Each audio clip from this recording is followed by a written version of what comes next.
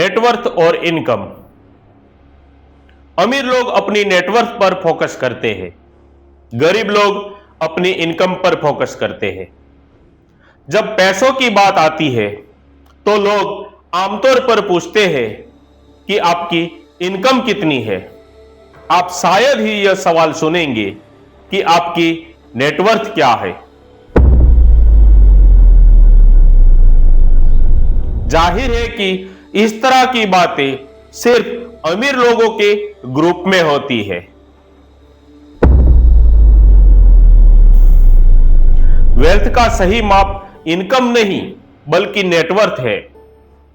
यह हमेशा ही ऐसा ही रहा है और ऐसा ही रहेगा। नेटवर्थ आपकी जिंदगी के सभी एसेट की मॉनेटरी वैल्यू है।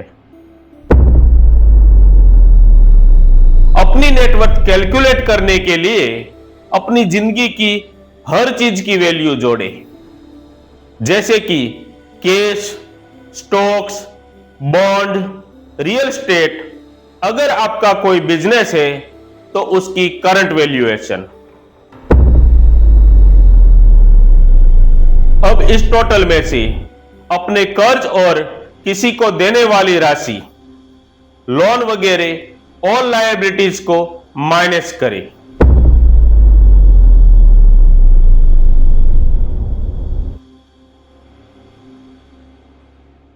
अब जो राशि बची है वह आपकी संपत्ति है, यानी आपकी नेटवर्थ है।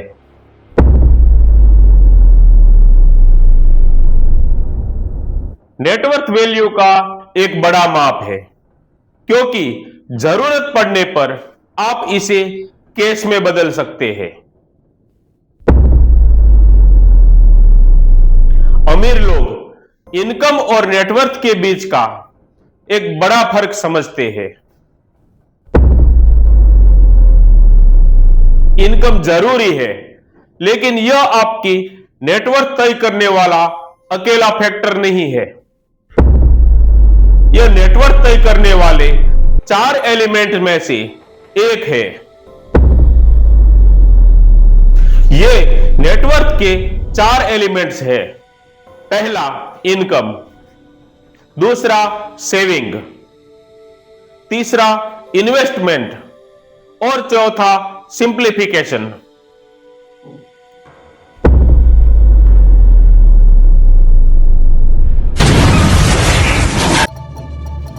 अमीर लोगों का मानना है कि हाई नेटवर्थ के इक्वेशन में ये चारों एलिमेंट्स शामिल होते हैं।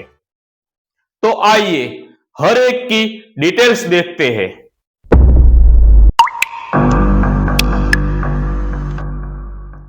इनकम 2 तरह की होती है, अर्न्ड इनकम और पैसिव इनकम। अर्न्ड इनकम वह इनकम है जो आप एक्टिवली काम करके कमाते हो, जिसमें सैलरी पाने वाले और प्रोफेशनल लोगों के लिए बिजनेस से होने वाली इनकम भी शामिल है। एक्टिवली इनकम कमाने के लिए आपको समय और मेहनत लगानी पड़ती है। एक्टिवली इनकम जरूरी है, खूब जरूरी, क्योंकि इसके बिना नेटवर्थ के बाकी 3 एलिमेंट तक पहुंचना लगभग नामुमकिन है।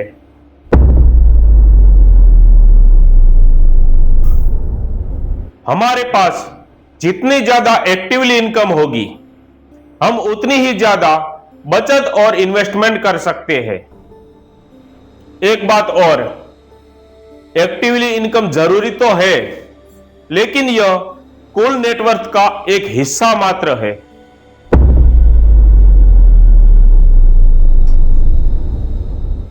बदकिस्मती से हम मिडिल क्लास के लोग 4 एलिमेंट में से सिर्फ एक्टिवली इनकम पर ही ध्यान देते हैं।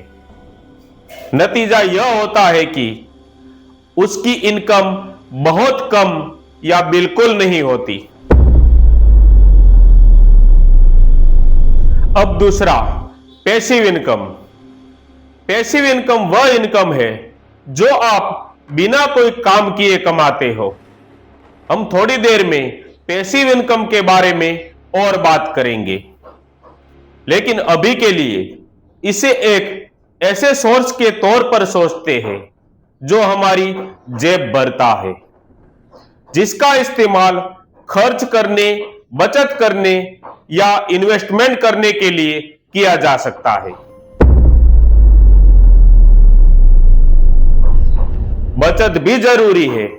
आप बहुत सारा पैसा कमा सकते हैं, लेकिन अगर आप उसे बचा नहीं पाएंगे तो आप कभी भी पैसा नहीं जमा कर पाएंगे। बिना कमाए और बिना बचाए नेटवर्थ का अगला हिस्सा पाना नामुमकिन है। जब आप अपनी इनकम का एक बड़ा हिस्सा बचाना शुरू करते हैं तो आप अगले स्टेप पर जा सकते हैं और इन्वेस्ट करके उस पैसों को बढ़ा सकते हैं। आमतौर पर आप इन्वेस्ट करने में जितने बेहतर होंगे, आपका पैसा उतना ही तेजी से बढ़ेगा और आपकी नेटवर्थ उतनी ही ज्यादा होगी। अमीर लोग इन्वेस्टिंग के बारे में सीखने में समय और एनर्जी लगाते हैं। गरीब लोग मानते हैं कि इन्वेस्टिंग सिर्फ अमीर लोग ही कर सकते हैं, इसीलिए वे इसके बारे में कुछ भी सीखना नहीं चाहते और दूर रहते हैं। फिर से याद करता हूं कि इक्वेशन के सभी 4 एलिमेंट जरूरी है। नेटवर्थ का चौथा एलिमेंट एक छिपा हुआ रत्न हो सकता है,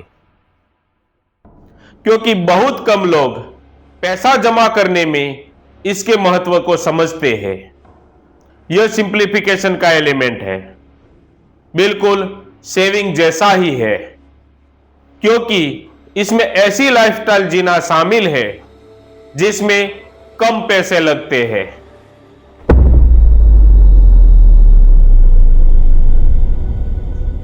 अपनी लाइफस्टाइल के खर्चों को कम करके आप अपनी सेविंग्स और अपनी इन्वेस्टिंग बढ़ा सकते हैं। इसलिए खर्चे कम करके अपना सेविंग और इन्वेस्टमेंट बढ़ाओ।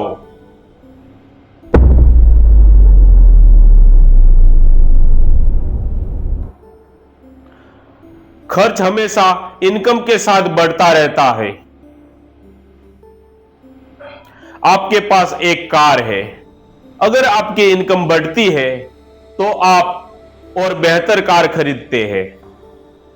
आप पहले से ज्यादा महंगे कपड़े खरीदते हैं।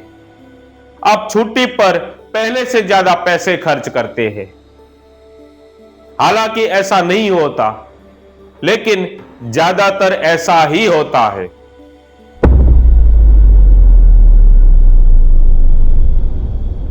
इस सीरीज का टाइटल है मनी माइंडसेट, यानी secret of the Millionaire mind.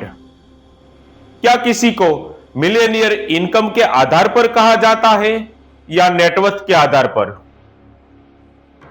आप जिस चीज पर भी फोकस करते हैं वह बढ़ती है, वह एनर्जी बहती है और नतीजे आते हैं। इसीलिए अपनी नेटवर्थ पर ध्यान दीजिए, इनकम पर ध्यान दीजिए, खर्चे पर ध्यान दीजिए, सेविंग और इन्वेस्ट पर ध्यान दीजिए।